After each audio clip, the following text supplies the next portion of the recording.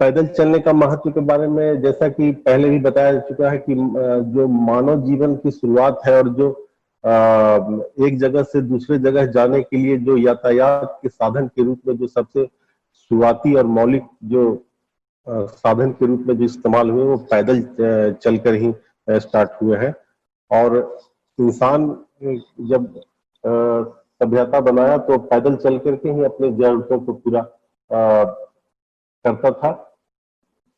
पर्यावरण के हिसाब से भी पैदल जो आज पर्यावरण की हमारी स्थिति है उसमें पैदल चलने का बहुत बड़ा योगदान की तरफ ध्यान आकर्षित होता है और लोगों को आकर्षित होना चाहिए, क्योंकि जिस हिसाब से हम वाहन का इस्तेमाल कर रहे हैं, छोटी से छोटी दूरी के लिए वाहन का इस्तेमाल कर रहे हैं और पैदल चलना हम छोड़ रहे हैं, तो प्रदूषण का एक बहुत बड़ा कारण ये भी है।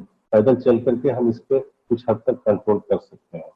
पैदल चलना सामाजिक विषमताओं को भी काटता है, क्योंकि पैदल जब हम चलते हैं तो हम अपनी गाड़ी के स्टेटस के साथ नहीं चलते हैं। हम चाहे किसी भी स्टेटस के हो, पैदल जब चलते हैं सड़क पे तो लोकतंत्र के सभी समान नागरिक के रूप में दिखते हैं। बोध गया परिवहन और पैदल यात्री। बोध गया की आबादी लगभग 50,000 ये 2014 के आंकड़े के हिसाब से है। अभी तो इसकी आबादी और भी बढ़ गई होगी। पता चलता है कि देशी और विदेशी पर्यटक भारी संख्या में यहाँ घूमने आते हैं। टाइम्स ऑफ इंडिया की एक रिपोर्ट के अनुसार बिहार राज्य पर्यटन विकास समिति के एक वरिष्ठ अधिकारी के हवाले से ये न्यूज आई थी कि 2019 में बोध गया आने वाले विदेशी पर्यटकों की संख्या 5 लाख से अधिक थी।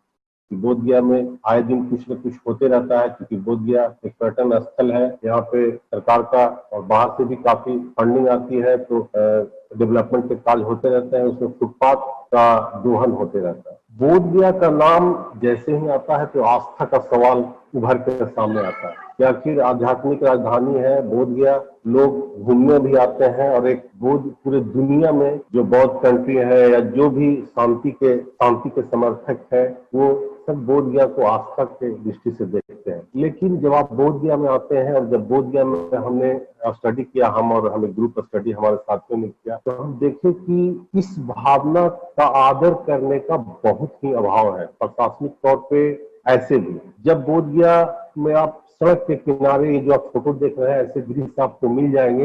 एक कतार में 200 500 जो श्रद्धालु है, बौद्ध श्रद्धालु, वो पूजा करने के लिए बोध गया के बगल के होटल से लाइन लगाकर हाथ में फूल लेकर और नंगे पांव, श्रद्धा की वजह से नंगे पांव वो सड़क पे मंदिर की तरफ जाते हैं। उनके लिए उचित फुटपाथ की व्यवस्था नहीं है। उनके पास इस बात का भी सरकार को या हमारे प्रशासन को ख्याल नहीं है कि वो यहाँ आए हैं तो हमारे अतिथि हैं, श्रद्धालु हैं, उनकी सुरक्षा का ख्याल होना चाहिए। पैदल चलना इस बात का द्योतक है कि वो श्रद्धा रखते हैं बोध गया से, भगवान बुद्ध से, इस धरती से। वो पैदल चल करके नंगे पांव चल करके अपनी श्रद्धा व्यक्त कर रहे हैं। और बड़े दुर्भाग्य की बात है कि बगल से हॉर्न मारता हुआ ट्रैक्टर, माल ढोने वाली गाड़ी, कार, बाइक, हम स्थानीय लोग बड़े शान से निकलते हैं। इस बात का जरा भी ख्याल नहीं रखते हैं कि उनकी भावना को ठेस पहुंचेगा। बोध गया के फुटपाथों पर रहने पटरी वालों को आप